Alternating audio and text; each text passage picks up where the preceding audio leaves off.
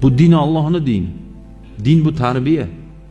Din faqat ikki namoz bas akalar. Din faqat 4 ta surani yodlab olish emas. Qur'on faqat yodlash uchun tushirilmagan. Qur'on faqat o'qish uchun tushirilmagan. Qur'on faqat eshitish uchun tushirilmagan. O'ylamang u yodlab olsam bo'ldi, jannat zelyonni deb. Yodlagan, eshitgan, o'qigan agar amal qilmasa jannatga kirmaydi. O'qimadi, yodlamadi, eshitmadi, lekin amal qildi, bu kiradi jannatga.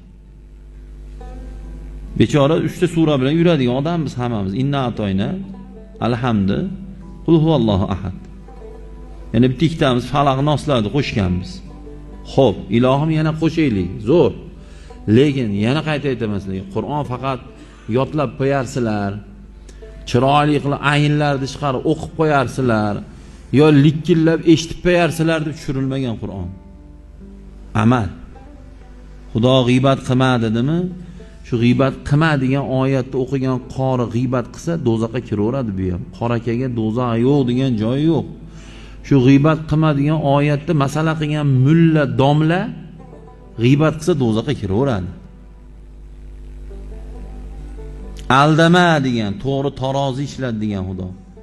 Aldasa, noto'g'ri tarozi ishlatsa, o'lchovida aldasa, metrida aldasa, sifatida aldasa, kim bo'lsa u ham jahannamga ketaveradi.